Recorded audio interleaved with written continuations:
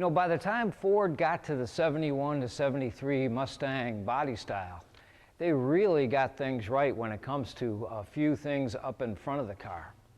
You know, the car itself revolved around a lot of GM influences. I know you guys with the Fords out there don't want to hear that, but the truth is, there's a lot of GM influences on this 71 to 73 body style. You know, they made bigger shock towers. They actually kind of notched out and shaped the shock towers, and that was to accommodate the 429 engines they started dropping into these things in 1971.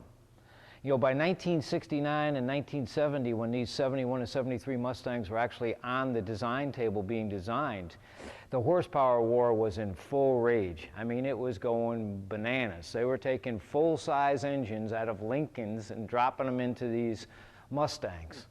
Well, by the time the 71 Mustang came to market, well, the insurance regulation, we had a whole oil embargo, gas prices went up. It was a mess back then with the gas prices. I remember as a kid, my dad had a gas station, Sunoco gas station, and we were only allowed to pump gas for 2 hours a day. And it became to the point where there was odd and even days, meaning that if your license plate ended with an odd number, you can only get gas on an odd day. I mean, it was crazy out there. My dad had a magnetic sign that he would have me put on the last car in the line that said last car in line. People would get out of the car and they'd move it to their car, and they'd move it to their car. So eventually my brother had to stand at the end of the line to make sure that didn't happen. So this way we could get the cars moving smoother, and people were mad as heck. I tell you what, it wasn't a good time for gas. But anyways, back to the 71 to 73 Mustang. The influences are this. It had a much longer engine compartment on it, kind of like the GM, meaning the Firebirds, the Camaros they had, the Monte Carlos they had, just had this monster nose on there to accommodate these big engines. Ford got smart. They finally made the engine compartment bigger on the Mustang. They also went to an integrated steering gearbox. This is a Saginaw steering gearbox, which means that the power steering fluid actually circulates through the box itself. The early Mustangs had this thing called a slave cylinder, a power steering control valve, a power steering pump. It had all this apparatus down there below that really did the power assist for you. And Ford went to this General Motors style steering gearbox. This is the same box they bolted onto Firebirds and Camaros, same box. But it just is so nice and compact. It steers down the road so well. A lot of people don't really look at the 71 to 73 Mustangs and see the Mustang influence in them. You know, the little styling cues and whatnot. They're big cars. They're almost like Torinos. But I tell you what, they brake and steer so much nicer than the early Mustangs. Even the power brake booster. Look how big that thing is. It's got a big full-size car booster with a big full-size car master cylinder on it, and it's made to stop this car. Because it's a little now overkill to the car, these things just brake so well. And of course, coming with that was a disc brake setup that came with that power brake setup.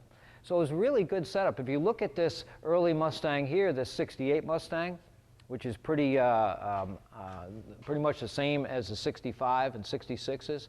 The shock towers really crowded the engine. This is just a little 289 engine in there. And look how crowded the engine is with these shock towers between them. These shock tower braces, look how skinny these are. And now we'll walk over to the 73 Mustang. And look how big and beefy these braces are. So they learned their lesson there to keep these shock towers braced up nicely to the firewall. You got the 71 to 73 brace, and then you got the early 65, 66 brace. There's a big difference there. That tells you that, you know, it's just not, the early cars just weren't holding as steady as far as the shock towers go. They had their own integrated frame down here. You know, no longer is that frame, that cross-member frame, removable on the 71 to 73 cars. It's part of the car itself. It's part of the chassis itself. It's a big, beefy thing. So lessons were learned from the early cars.